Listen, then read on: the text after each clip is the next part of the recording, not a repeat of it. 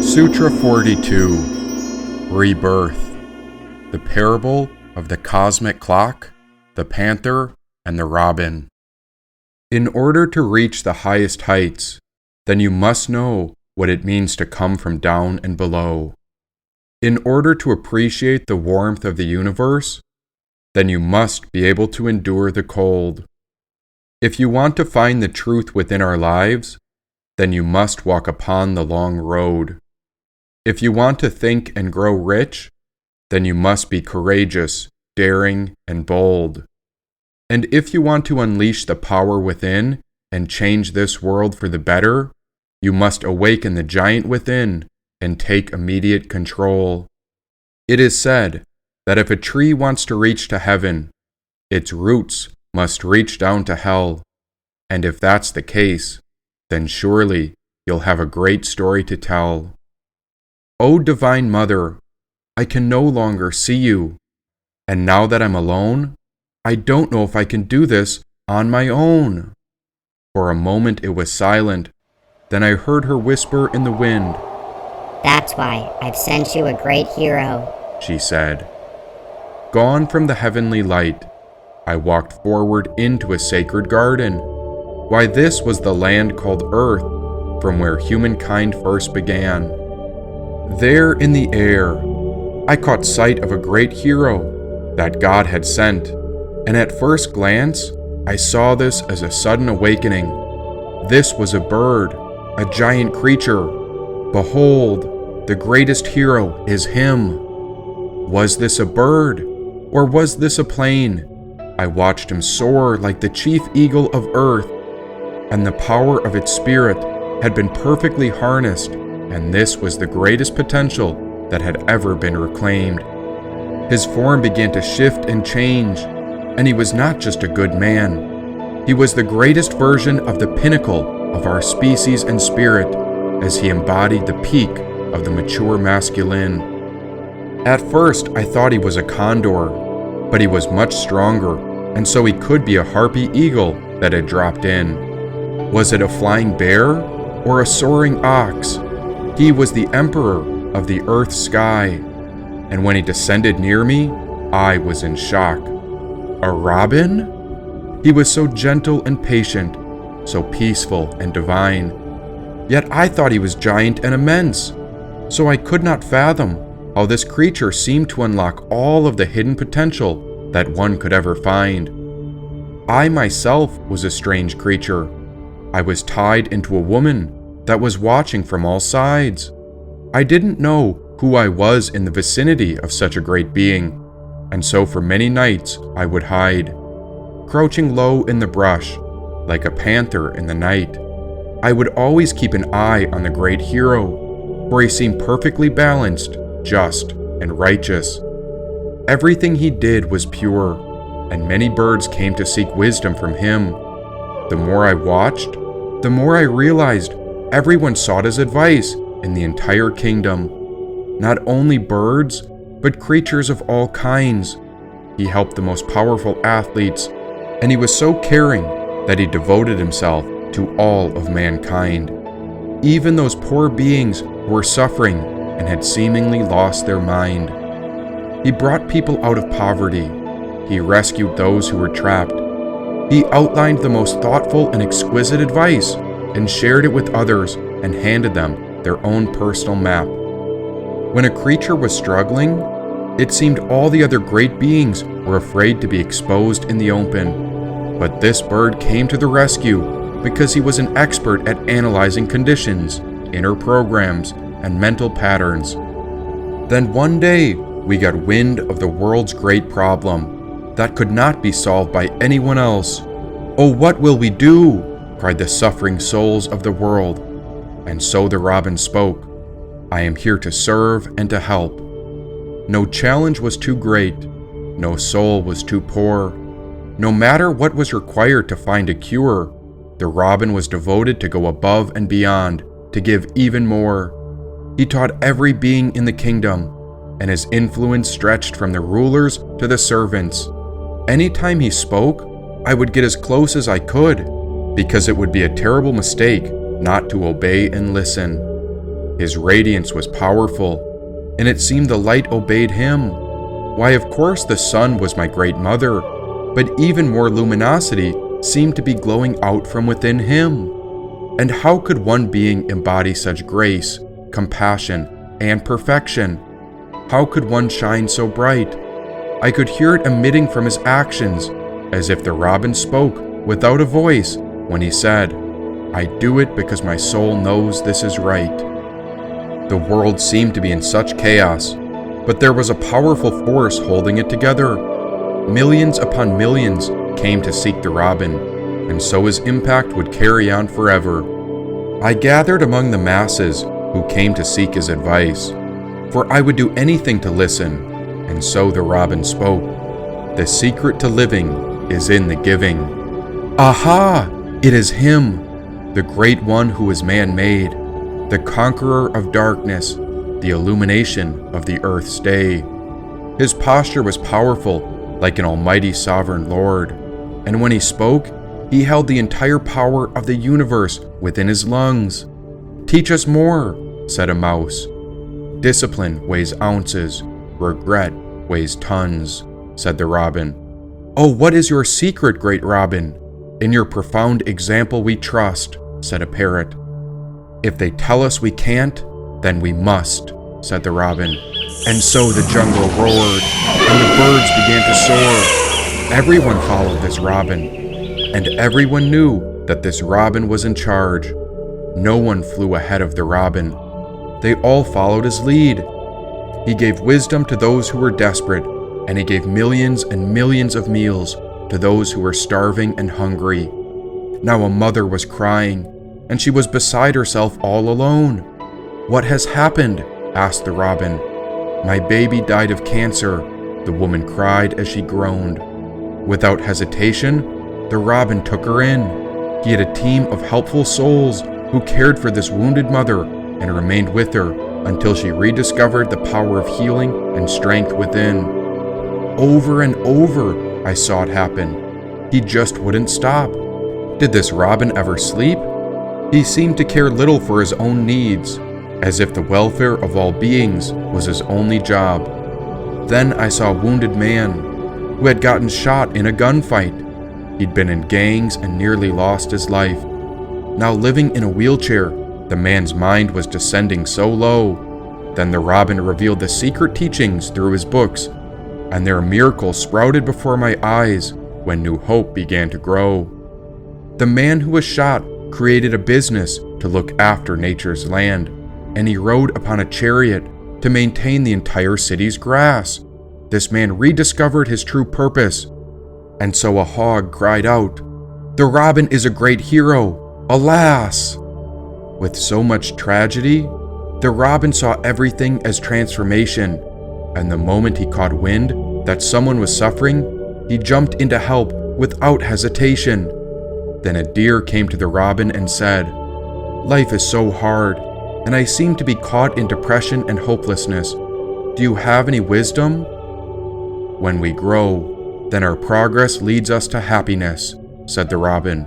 He helped the deer outline a massive action plan, and he was there to help before an event, during, and after. The robin surpassed what it means to be a great man. He was a true genius and master. But how do you make sense of this world? What is this madness they call the storms in the sky? Every time it rains, it floods my house, and I almost die, said a worm to the robin. We must learn from the seasons. Everything changes, and if it doesn't grow, it dies, said the robin. This robin was so humble, and so another creature asked, "How did you make it through all this?" "We all make it when we don't give up or quit," said the robin. "And with all of your flawless plans and philosophies, how did you come to realize all these unique components?" asked a hippopotamus. "If you want to be a great hero, then you need great opponents," said the robin. Over time, I heard bits and pieces of the robin's story, and I learned that he never stopped growing. And so in the words of the great robin, if you're going through hell, then keep going. "But noble Robin, my business is struggling, and I just can't get any relief," said an otter struggling to build the dam. "If you're not getting the results you want, then you have a limiting belief," said the robin. And so the robin sat with the otter. There he outlined a great plan of attack. He helped the otter repeat invocations, encouraging him to rise up and to rediscover the inner potential that he once lacked. To the astonishment of everyone, overnight, the otter created a successful dam, all because of the words and wisdom of the great robin, who was the pinnacle of the mature masculine. Wherever the robin went, he carried himself upright as if his body was a stoic statue, and wherever he showed up at, souls would gather and try to catch a glimpse of this view. When I arrived back upon earth, I felt so disconnected from heaven.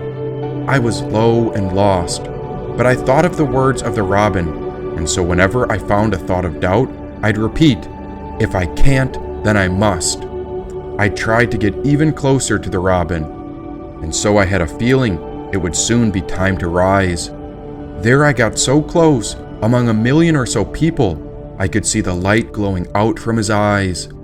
He spoke for 3 days straight, and when it was all over, he came back for one more. 4 days in total, all for free, because the robin had so much wisdom in store. I scribbled notes endlessly, trying to keep up with all the great wisdom and advice. Why, this was the nectar that could change the world. And so the robin's teachings can transform your entire life. Usually my attention would wander, but listening to him, I was 100% actively engaged. And so the robin spoke. Identity is the most powerful force in the human personality. Aha! What a great relief! But what is my truest identity?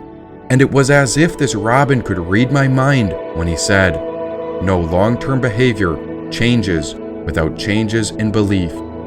Yes, I was very curious about beliefs, and so he explained that beliefs create our identity. Life supports whatever our beliefs are, and a belief is nothing but a feeling of absolute certainty. Certainty leads to action, and non-certainty leads to non-action. But who was this robin really? Was he a king, a warrior, a lover, or a magician? I could not decide, and so I saw him as the pinnacle of all four. "All hail the robin, forevermore," chanted a noble tiger from the jungle. That night I went off on my own, as many panthers do. Being so accustomed to the dark parts of life, I needed to find some more space to make sense of all this transformation that I'd been going through. Because why would someone go through so much trouble just so that an idea might be revealed? And so it's simple. The robin did it so that our world may heal. As I was motivated by the robin's ideas, I myself took the entire night to reflect upon the power of identity and belief. And so I began to wonder how we could make sense of life upon the earth and all the world's needs. First, I had to think about the people, animals, and creatures. I wanted to think about who we really are, and as I dug into my imagination, I was able to journey oh so far.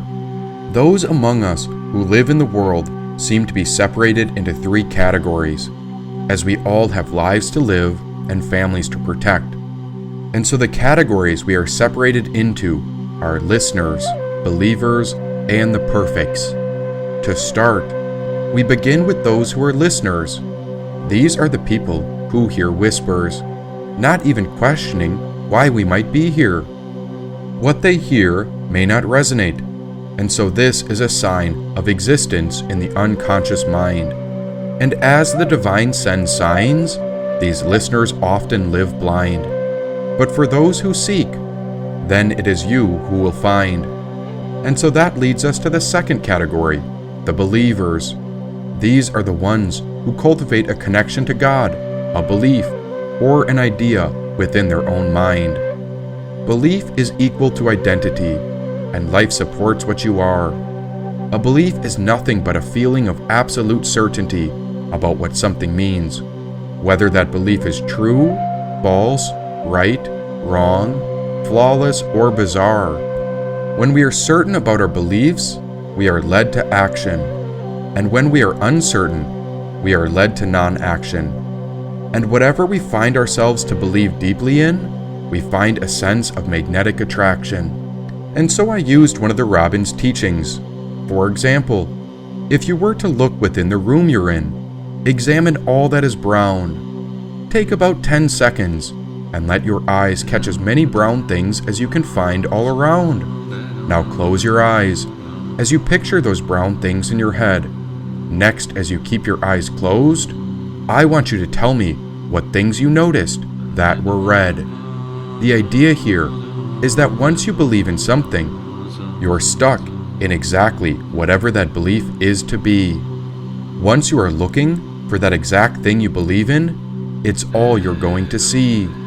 So then I could ask you, what do you think about life? If you say that life is beautiful, you are exactly right. But if you say that life is cruel, then a cruel version of your reality will always cover your sight. By limiting our beliefs, we are in turn limiting our life. And so the robin had tapped into the nectar of divinity to reveal precious wisdom to those who had endured great suffering and strife. Now, if you believe in God, how could you define it with words? Would you call this realization the power of a great and holy spirit that's invisible? Or is it a bearded man upon a throne? Or is it a message in a holy book that can either be experienced and or heard? Believers may hear about God through Scripture, but they are also able to experience beliefs through the body, speech, and mind. They also have encounters or experiences with the numinous, the whole, the all, or the divine, and so the experiences of life itself will mirror our beliefs so that our reality becomes aligned. Simply stated, wherever your attention goes, your energy and life flows. And if you study Jesus' message every day, then the message of Jesus is exactly what you will know. Now, if you're curious about the universe and you begin to study the stars, you'll find that your life will become synced up to the entire universe, no matter how distant or far those stars are. Believers know without a doubt, and so they are called to believe. On the other hand, it is listeners who may hear whispers while remain in the unconscious, unaware of the powerful, creative force that cultivates the potential of who they can actually be. Now, believers come in many forms, but we'll put all of them, no matter their faiths, together in this group. Whether there is a common belief or not, they are set on an idea and a belief, and in on the spiritual scoop. Now, if you believe, you may take part in certain types of rituals. Whether you're a sports star or a choir boy at church, you're aware that within this grand universe, there is a sort of magnificent power, and so we could refer to this great intelligence as something like a cosmic giggle. In essence, these believers are involved in a great dance or play, and so believers cultivate faith through practices, activities, rituals, devotion, meditation, or prayer in various ways upon certain days. The common thread of believers is that they each are set on a certain belief, and whether you call it sports psychology, Christianity, or universal guidance, having a belief in an idea allows the potential of this belief to flourish based on the individual's participation and compliance. The key here is this, that what you believe in is exactly what you can achieve, and it's all based upon where you focus your attention based on whatever you set or limit as that which you believe. If you believe in the truth of your utmost potential, then you could win a championship, or even a state of heaven can be obtained. But I should mention about the eternal truth that's quite important, and the truth is this, that all things change. Now, how do I know this?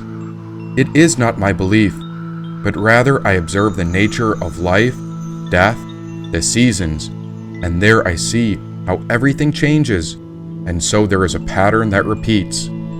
If I examine sports, 1 year a team becomes a champion, then less than a year later, the process repeats, And so a new season begins again. Fortunately or unfortunately, this is the same with bliss, happiness, and even heaven. No matter how profound, exquisite, and great, no matter how much you try to hold on to it, nature teaches us that nothing remains in a permanent state. And so the believer says, well, that's not what I believe.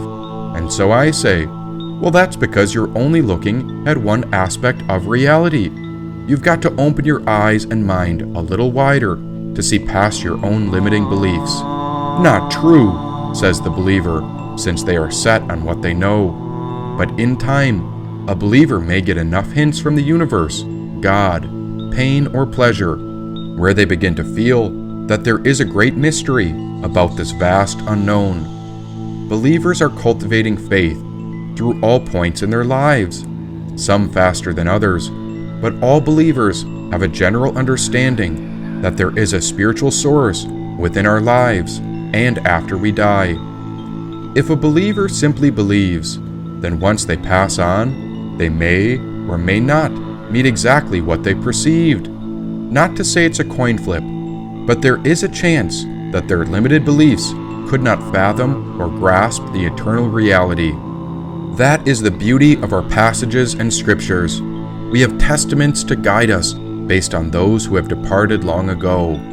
After all, we are just walking each other home. When it comes to questions about life or death, we may wonder whether something does carry on after we die, and so we can look to direct examples. Then after that, we can look even deeper by examining how and why. The beautiful part about believers is that we have records of those who stood by Christ, Muhammad, Buddha, the Divine Mother, Swamis, Vishnu, Shakti, or Shiva. We have pure evidence written in books, told in stories, and carved in statues. So a believer's mind creates perceptions based on beliefs, and they are putting together ideas to describe what we call or documented as truth. There is a parable of the blind man and the elephant, and in this case, the elephant is described as the totality of God. The blind men come to discover the truth of this matter, but as they explain what they believe, they quickly see that everyone else's perspective has flaws. The first man touches the giant front leg, and he describes God to be tall, sturdy, and strong like a tree. But to the blind man who found the trunk, this is not what he believes. Rather, he believes God is like a large floppy arm, like a nose that wiggles and breathes. But to the third blind man, who found his tail, this is not at all what he believes. Rather, he believes God is quite small, nothing bigger than a garden snake. And as they debate what they found, they soon realize that nobody can believe what someone else has explained. It brings pain and division, since they all found God.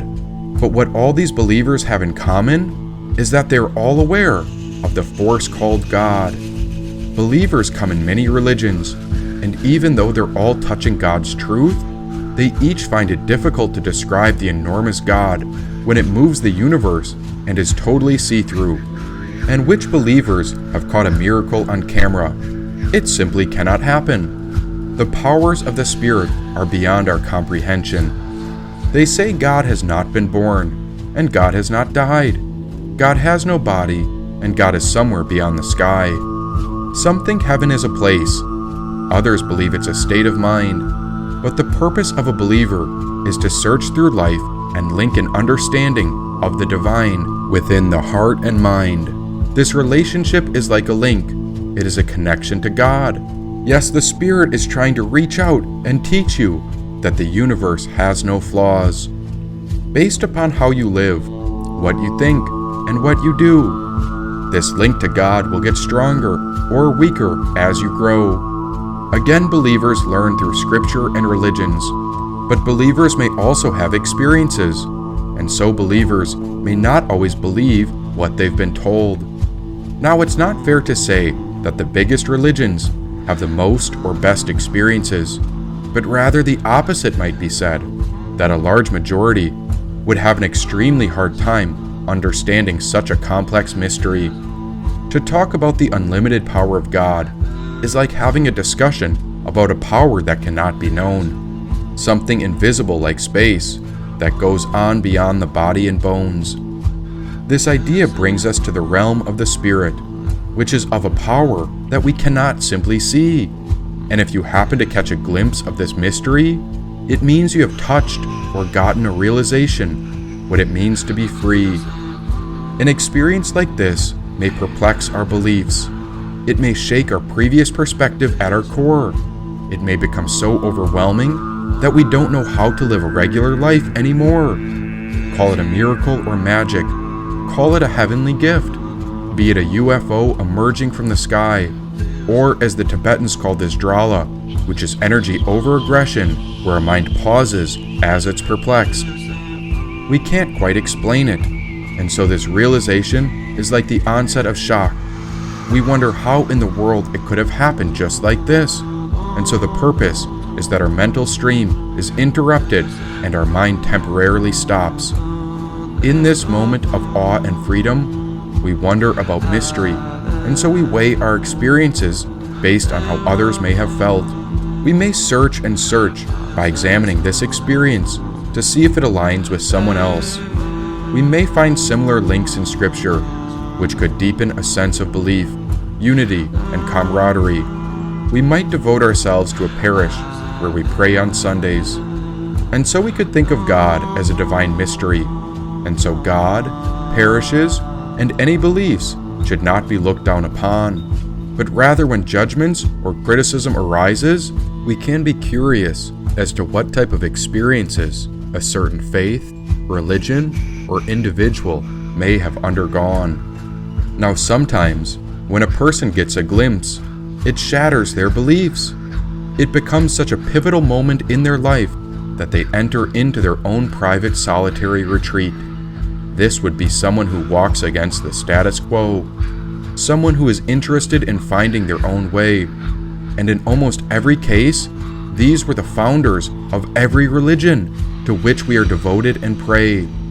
Jesus, Tara, Moses, Muhammad, Krishna, Buddha, Shiva, Saraswati, Mother Teresa, and all the greats have this in common. They felt and experienced something where they were profoundly affected, and so we know them as the third category. We know them as the perfects, or the perfected. Maybe the first thing we should know about the perfects is that vulnerability is their power. They were not defined by those before them, and so they use the teachings, world, and natural resources around them to bloom like a beautiful lotus flower.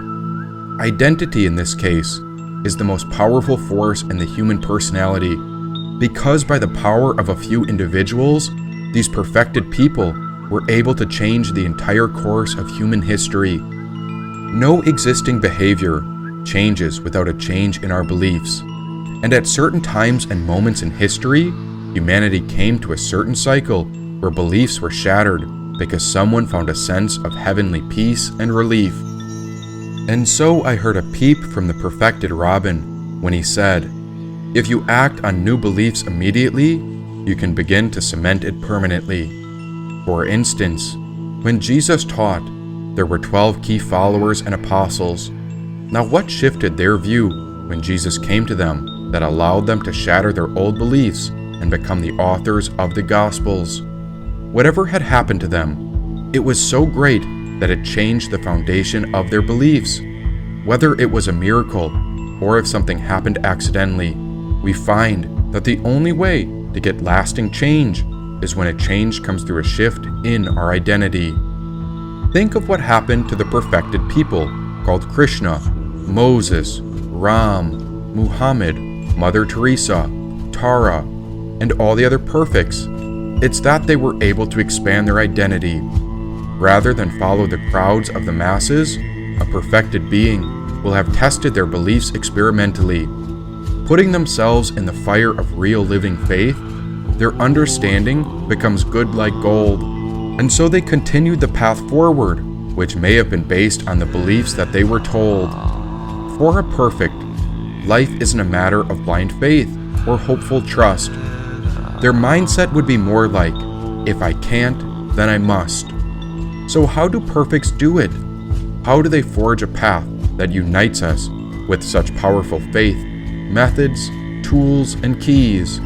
One way is that they use incantation, so that their mind, body, and spirit act and speak with certainty. If their previous beliefs didn't get them the results they wanted, they realized they had limiting beliefs. And like a tortured poet or artist, the pain itself contains the relief. All perfects endure great and frightful hardship. They suffer immensely, if only to shatter their limiting beliefs. That way, they can no longer go on without shifting their perspective, and it breaks the previous patterns that tend to repeat. The purpose of this repetition of suffering is so that we learn to break free. And so I feel it is proper to describe the clock of awakening, when it feels like the same lessons are spinning on repeat. Thus I have heard, there once was a great cosmic clock called time. It spins with the galaxies and stars, all made by a heavenly and divine design. Our lives are like small seeds, waiting to sprout, and just when the clock signals for our birthday, we begin to grow into bodies, and after about 9 or so human months, we come out.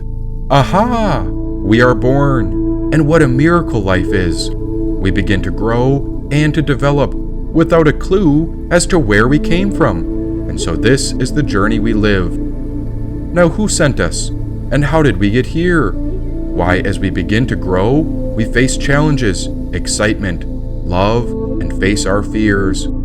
As we grow into our human bodies, we forget about the cosmic clock, and sometimes in our human lives, we feel despair as if we are lost, trapped, or caught. We may say, "Oh, why am I here? And what must I do? Please, God, are you out there? What is this torture you've put me through?"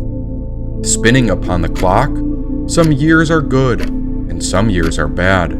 Sometimes we celebrate with great joy as we create powerful businesses, and some winters grow so long that the seasonal depression makes us feel mad and sad.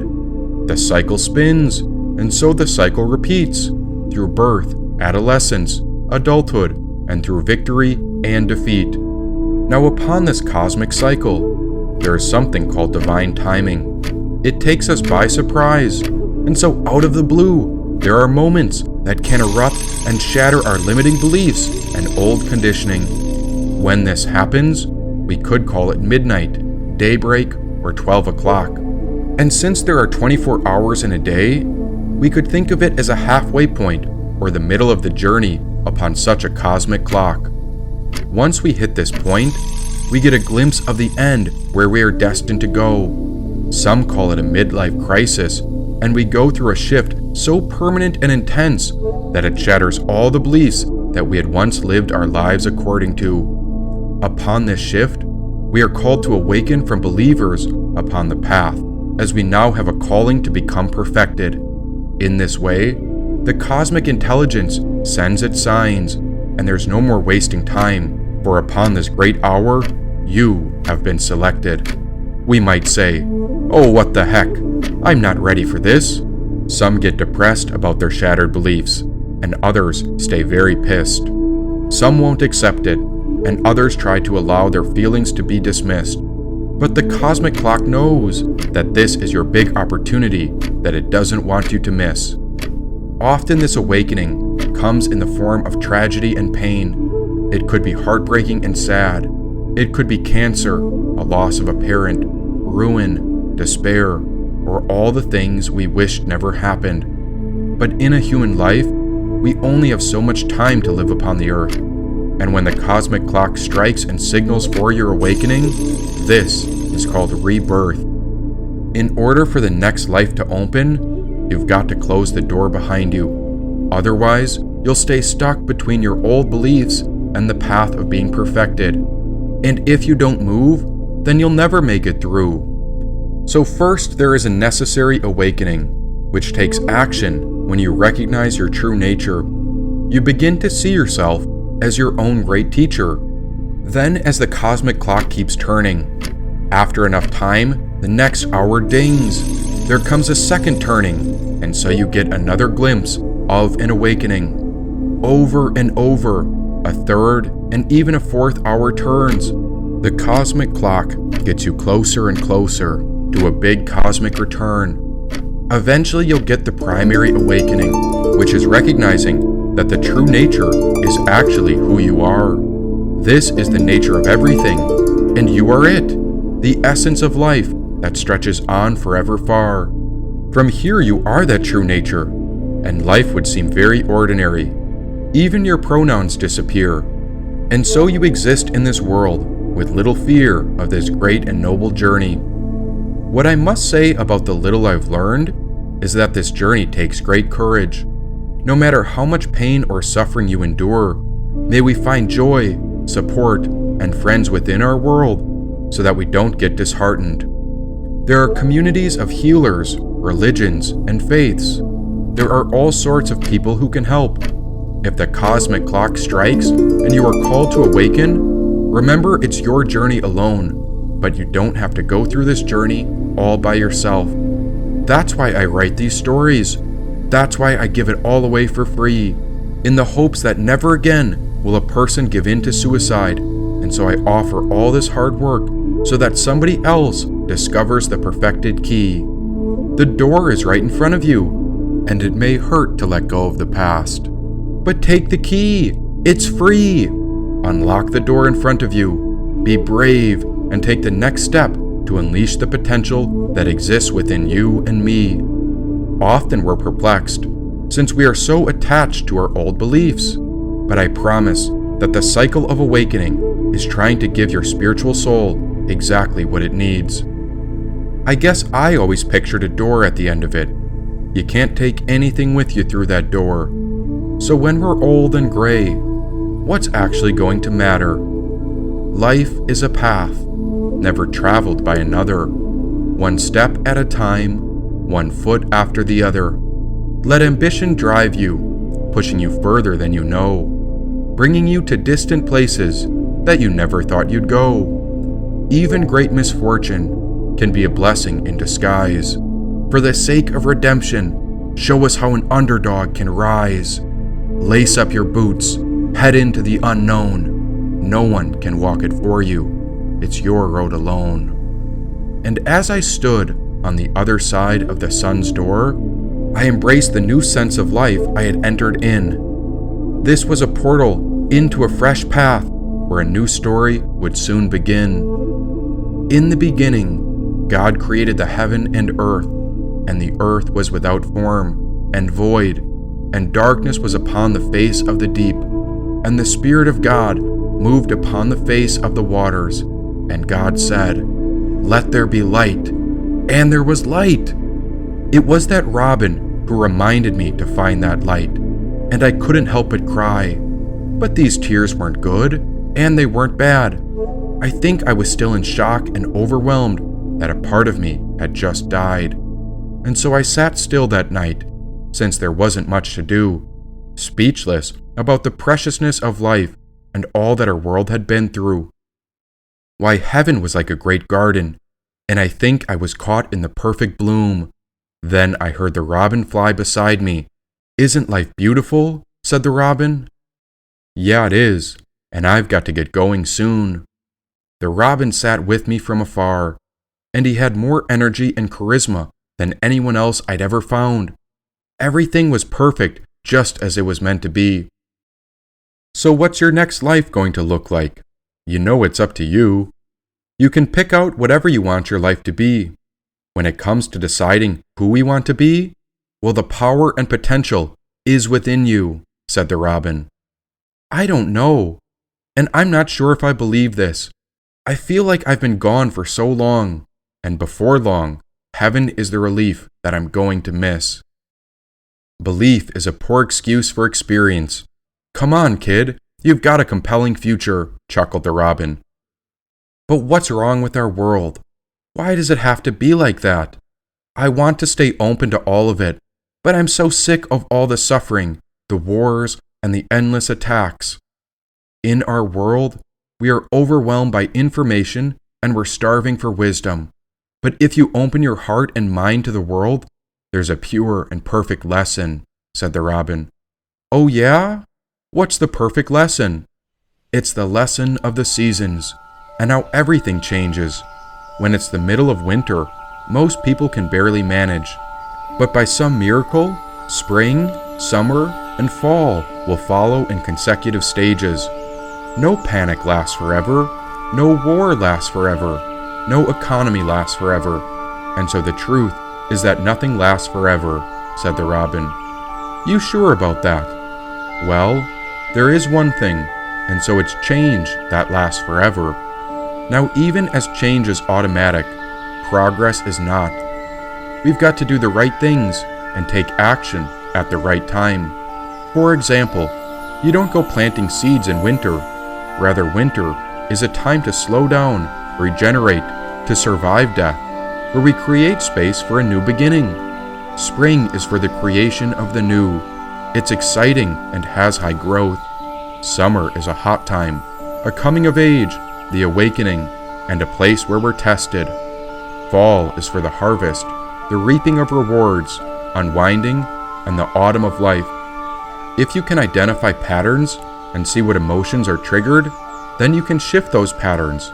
And after that, you can take control and bring your life to a whole new level, said the robin. But why does it hurt so much? Growth is often the result from pain.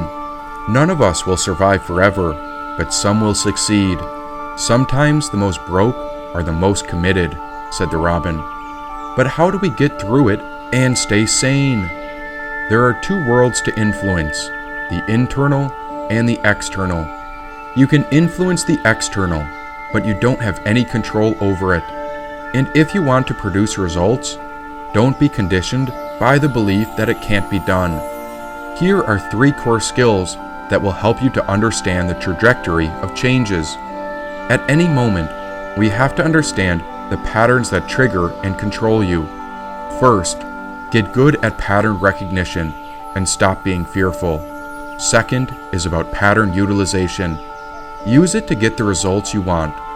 Third is about pattern creation, which is the most powerful one.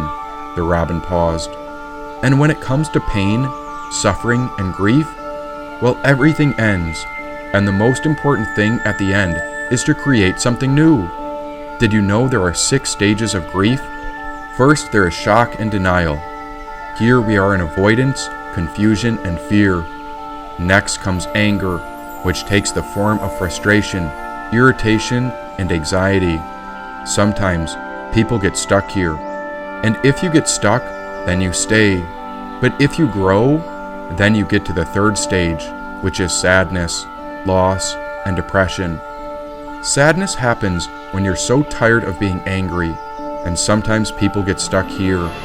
But if you grow, then you get to the next stage, which is bargaining. Here you struggle to find meaning. You reach out to others, and so you begin to tell your story. Next comes acceptance, where you explore options, put new plans in place, and start to move on. The last step is to create something new, and that's where we find you, said the robin. I felt like I was shrinking. Ever since I left heaven, I had just lost a giant part of my last life, and I didn't know what to believe in. Come on, kid. Sit up straight and stand up tall. Your posture makes a world of difference. Now stand up and roar, said the robin. Roar. I could barely move. I was so down and out. Come on, let's hear it. Get up and shout, said the robin. And so I roared, and with that came the onset of fresh energy. We started to jump up and down, and the tragedies of the past slipped out of my memory. Do you know who you are yet? Asked the robin. I feel like a big cat. Okay, said the robin. That's where we're at now, but that's why we're going to grow. There are 3 mandates of leadership. First, you've got to see it as it is, not worse than it is. Second, you've got to see it better than it is. Third, make it the way you see it and use strategies. We're going to get you to take control of your brain and use your mind to help you get what you want and not let your mind use you. The biggest fear with people is that they lose what they have and they don't get what they want. said the robin. So what's the key? The key is energy. Energy is everything. It's the foundation of life itself. With high energy, you can do everything and anything. Low energy will take you into a low state and you'll never find a solution. The path of least resistance is what most people take, but it will never make you proud. It will never make you strong or happy, said the robin. But I haven't taken the path of least resistance. I've written and rewritten my story so many times, I'm about to tap out. I've got nothing left. Come on and roar, you big cat. Get up and shout. Again I roared, and the fresh energy was restored. That's it. Now self-esteem comes from doing difficult things, where you push yourself through and you know it.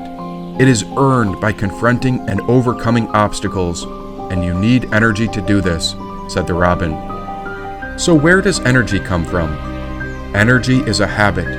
Energy is created from movement and sound. It comes from the things we tell ourselves. It's important to put emotions into it. Competition can be good when we help each other get better. And when you have a power posture, your testosterone increases by 20%. Stress hormones and cortisol decrease by 25%. And risk tolerance increases by 33%, said the robin. But where and when is the breakthrough? It's the moment in time when everything changes, when the impossible becomes possible. It only takes a moment and you act on it, said the robin. But what triggers it? A loss, a new experience, new knowledge, new challenges or emotions. If you've had challenges, then you've had breakthroughs. Let's try an exercise. Close your eyes and think of a time when you had a breakthrough. What was the situation you struggled with for a long time? And then think of the moment when you finally broke through. What was the exact moment that changed it all? What triggered it? What made it a must? What made it possible for that change to last? What was the new belief, strategy, and insight? Said the robin. And so I thought back to a day, December 28th, 2012. It was at that day when everything clicked, and I started writing poems for the first time in a long time. It was then that I wrote down everything that was holding me back in my life, from alcohol to cannabis, lust, desires, TV, social media, and all the rest of it. At that moment, I decided I wasn't going to live with it anymore. The next day, I woke up at 5 a.m. and went to the gym. Then I started reading books and listening to great inspirational speakers like Joe Rogan, Robin Williams, Jim Rohn, and Tony Robbins. It was a hard first week, but I showed up at the gym at 5 every day, and I even did cold plunges in the middle of the Michigan winter. I did the cold plunges for about 5 or 6 days in a row. And why was that? Because I knew anyone could do it once, but I wasn't like anybody else. And so I reflected on the time when I won a state championship in high school. I went on to play college soccer, and I knew there was a fierce competitor within me, even if my soccer career was over. See, if you figured it out once, you can do this again. You only build on successes, not failures. Now, there are 3 keys to a breakthrough. First is the state of your mind. Everything comes from your state, said the robin. I kid you not. I looked down to my right bicep, and there I saw the first tattoo I'd ever got. It said state in all capital letters. Back when I was a junior in high school, it was the first time I was selected on the varsity soccer team when we made it to the state championship. We had the best team by far, and our seniors had won state the previous 2 years. We were on the path to becoming unstoppable, and I hadn't been on the championship team yet. But with this group above me, it seemed like a championship was a sure thing. We made it to the state tournament, and through all of our hard work and grit, to our astonishment, our best player got ejected, and I got subbed in.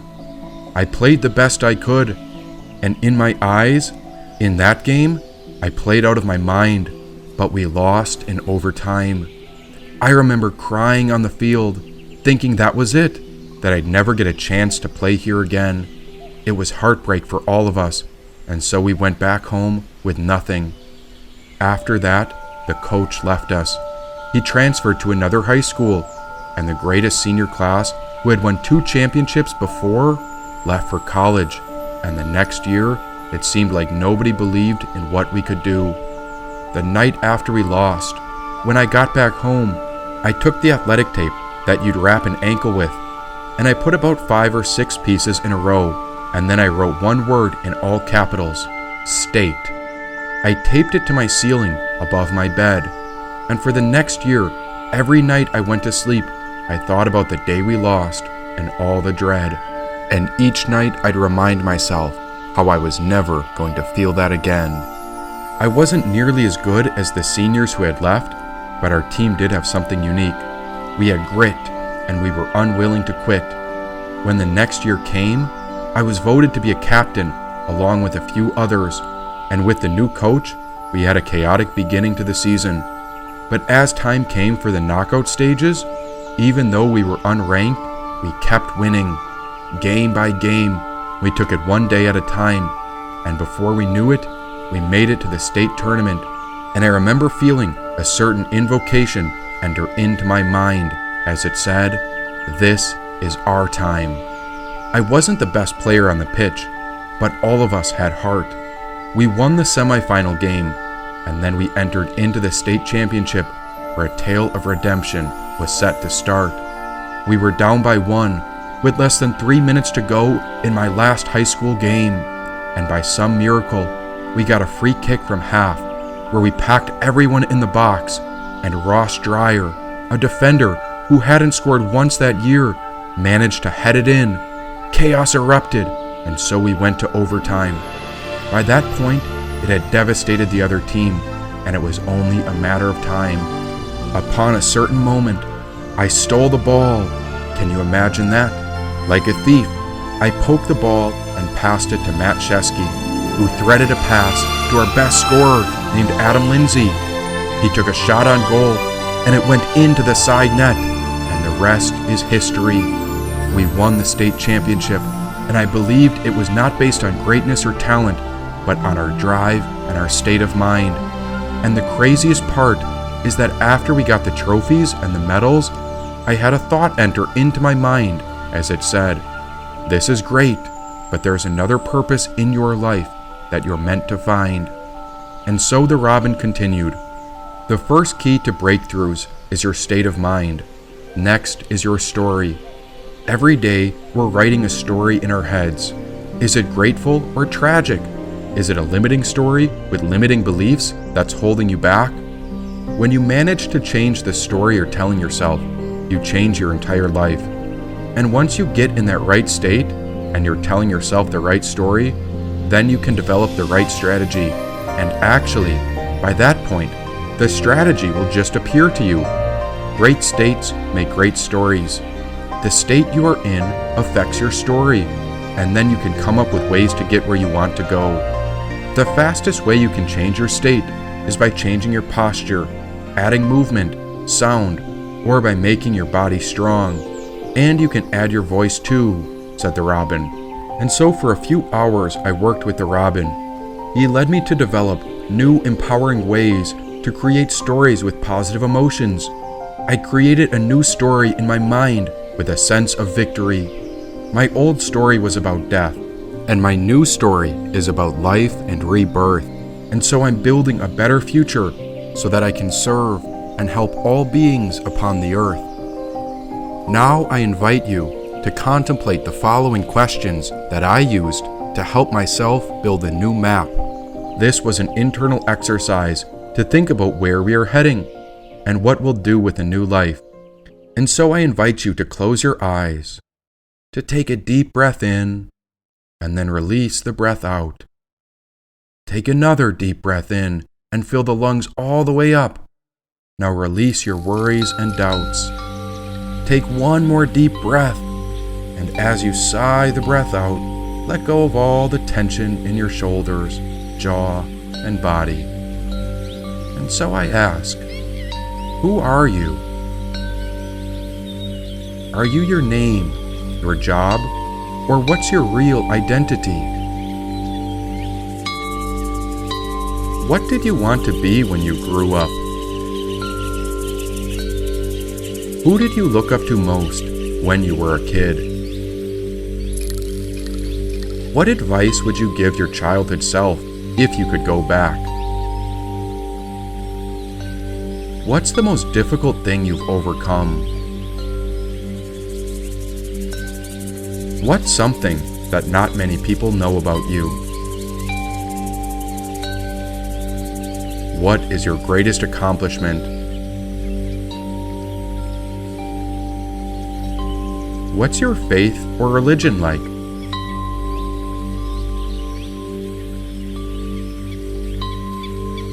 What are you most proud of?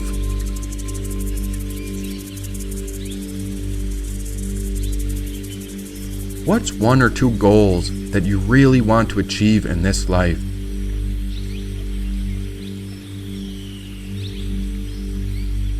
What's the biggest risk you've taken?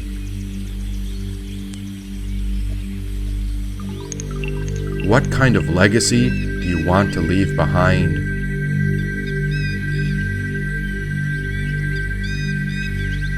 What makes you the most happy?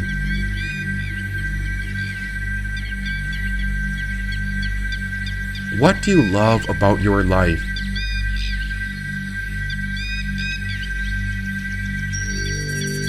What's something you want to do before you die?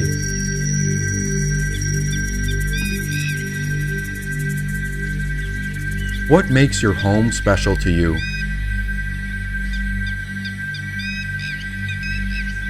What do you think the purpose of life is?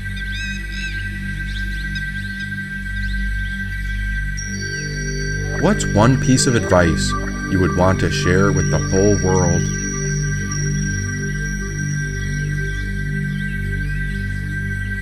If your life was a story, what would the title be?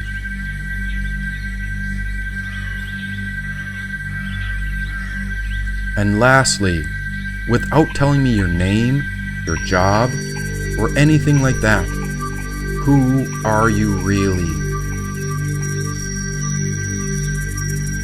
And after some time, the robin spoke. So what kind of life do you want to live? And what kind of impact do you want to leave behind? Well, I'm not sure if that's for me to decide, or if God has it written. But if it's truly up to me, then I want to relieve the suffering of all beings and help turn that pain into a spiritual transformation. I'd like to be a leader that inspires others to find their true nature, and when it comes to a legacy, I just want the world to know that I never gave up on her. Now the strangest thing happened, because as it was quiet for a moment, I heard a voice in my mind. But when I understood what it was saying, it sounded like Bhumi Devi. I don't know if we can trust him, she said. Trust him? Of course we must. He is the great Robin. He is a healer, a helper. He is devoted and just. Maybe, but we've got to see. Take a bite of his wing. That'll show us if he is who he claims to be, said the Bhumi. Bhumi Devi? I don't think so. I've watched him long before I sat with him, and there's no way I would stoop so low. He's done nothing but help me, and he's picked me up when I felt down. Look at what he's done for the world. He's helped everyone in need, all around. You think he's just a robin, but I want to see who he really is. Go on and bite. Jump at once. Then we'll see if he's true to the life he says he lives, said the Bhumi. At that moment, something strange happened. Call it the instincts of a cat, because suddenly I was seized by a sense of danger, as if a hunter had found me out in the open. I felt sharp and fierce. Now my claws were ready to attack. My eyes turned yellow, and the hair began to rise on my back. I felt a shadow rise over me, and I saw many cobras emerge to hover above as I listened to what they said. They had come out from within my own spirit, and now I realized these were the goddesses with their 10 heads. Do it. Do it. Do it. Were they protectors or killers? Were they guardians of the spirit? Or should I have reason to fear this? Whatever the case, in that moment, it seemed I had no control over it. Now you must understand that this was very overwhelming for me personally. Having your own spirit overpowered makes one extremely vulnerable, and it covers my senses with a lens over my eyes, so it feels like I'm far from free. Was I in the cage of my ego? All I could think about was my own survival. The onset of this trepidation made the robin appear as a threat, and so he began to look like an enemy and a rival. That's it. Now pounce, said one of the 10 boomies. My fangs stretched out from my mouth, and I began to size him up. He looked so tiny in a state of peace, when my body transformed into a mad tigress as I leapt at him and pinned my mouth around his gut. I didn't bite down, but rather I pinned him down. Then I gazed into his eyes, enough to see it was I who had gone mad. And what was I doing? Why, look at my body. I was covered in the form of a crazy tigress.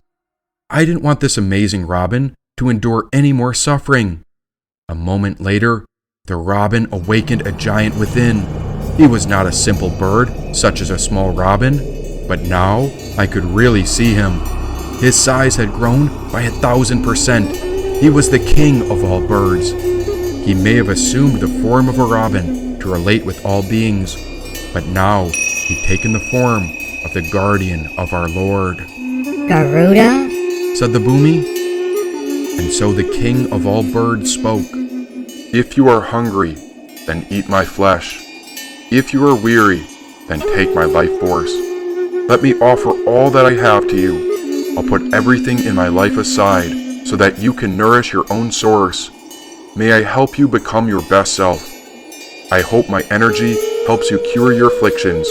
To serve you and help you is my calling and mission, said the Garuda. All I had was a feather in my mouth, and so I spit out the feather when my eyes turned green. I jumped away because what on earth had gripped me, and so I shook my head to see if this was all a wild dream. The great Garuda was before me, and he was not a simple robin. What happened, Boomy Davy? It is him, she said. And so we bowed, and I'm not even sure if this was the boomy or me. Was I trapped in this body, or was I free?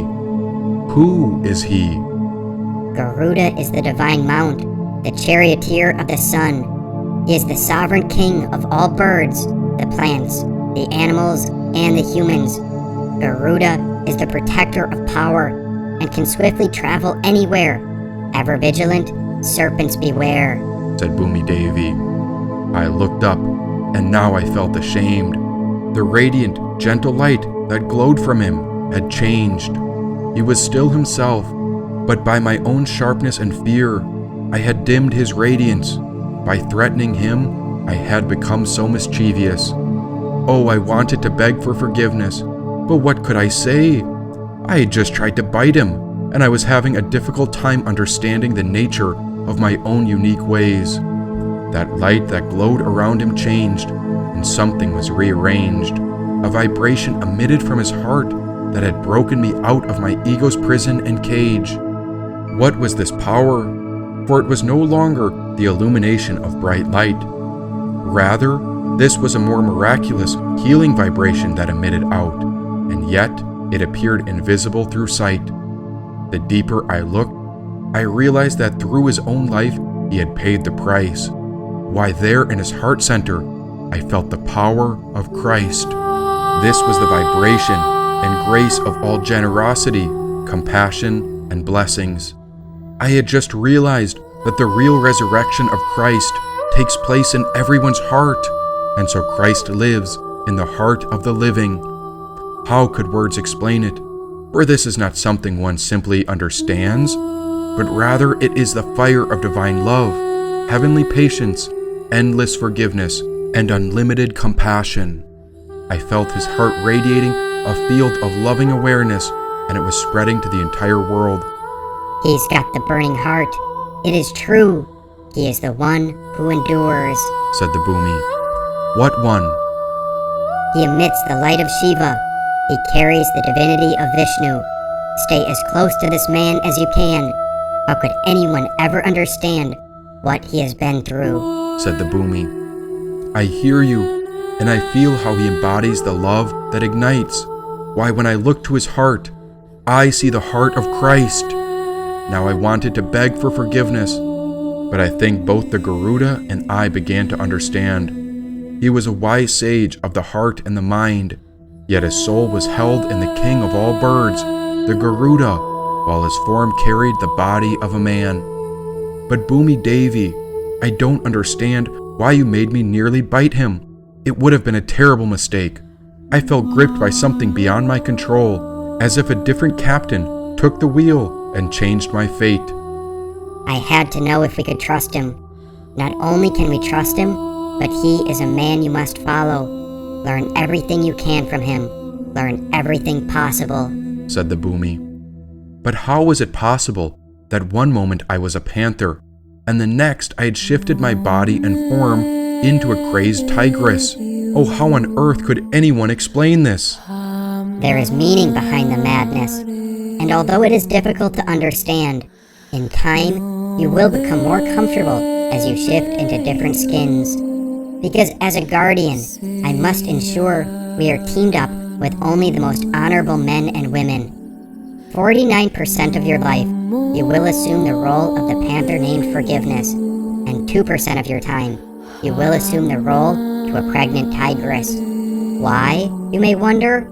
Because a pregnant tigress is ruthless, and so she will do anything necessary to protect her children. Even if it means slipping into crazy madness, we must protect them. The reason behind this madness is that there are times when you must be willing to be even more fierce than the worst villains upon the earth. You are a protector of this land, and so wickedness must fear you. That way, you can summon the courage, bravery, mastery, and protection to look after my children of life who have all taken birth. And for those who do not understand the sense of madness, imagine if you were a parent. Then you would know that you have to protect your child. So wouldn't you be willing to do anything and everything to ensure their safety? Well, I am the mother of every plant, creature, and human ever born that exists in Earth's wild. I won't stand to see our growth or life energy stagnant. Instead, I pounce into life and cause all kinds of havoc with the ultimate intention of bringing us toward more fulfilling lives. That is my mission. It's unexpected, uncomfortable, and sometimes feels devastating. But after the dust clears, it's easy to see my wisdom at work. We've all been through these types of experiences, and they've made us into better people. Trust that this journey leads us to a bright place, and I needed to emerge through you to see if this bird was a mere robin, or if he was the king and divine eagle, said the Bhumi. But you said 49% of the time will embody the appearance of forgiveness, and 2% of the time as madness. But that's only 51%. What about the other 49% of my life? Yes, you are now ready to embrace your fullness. It is the heart of the lion, of bravery, mastery, courage, and fearlessness, said the Bhumi. Now, the more I looked upon Garuda, it seemed the more I opened up my own heart as I cried. He had so much success in his life, and so I pictured his journey and saw my own father's life in his eyes. When I pictured the best memories of my father's life, I could see the man who my father really was. It was the same connection into the heart of Christ. My father did everything to provide for me and our family out of Christ's love. He worked so hard, and he'd become such a successful businessman. He carried us safely through childhood, and as I grew up, he allowed me to become my own free man upon this land. It was all thanks to my father, and this loving heart energy brought me back to my childhood, where I saw the heart of Christ, and there I saw the heart of all fathers who are hardworking, protectors of their families, and live lives that are good. And so I invite you to pray. Our Father, who art in heaven, hallowed be thy name. Thy kingdom come, thy will be done, on earth as it is in heaven. Give us this day our daily bread, and forgive us our trespasses, as we forgive those who trespass against us. And lead us not into temptation, but deliver us from evil. Amen. I couldn't see it before, not until I gained the right sight through this unique situation. But this man was truly in the service of all others, and all of his actions was directed in the service of the greater good, and this was Christ's foundation. He was a true Christian. He was a man of God, and that is why we know he is not just a believer, and so we call him perfected. His actions match his words. He is in service to the world through his heart, and this loving guardian looked over us the same way a good father does from the very start. As I looked down at my paws, they were no longer black like the panther named Forgiveness, and so I roared like the lion I had become, and now I embodied the hard-working nature of courage, mastery, bravery, and fearlessness. The robin flew away, and now it was time to get to work and take great action. I suppose I'm still in awe of coming face to face with the pinnacle of the mature masculine. When it comes to life, there is nothing quite perfect, but there are people who have endured great hardship, and so these leaders guide us to awaken the giants within us. These perfected people seem to have unlimited power, unlimited energy, and they take action quickly and work effectively and efficiently.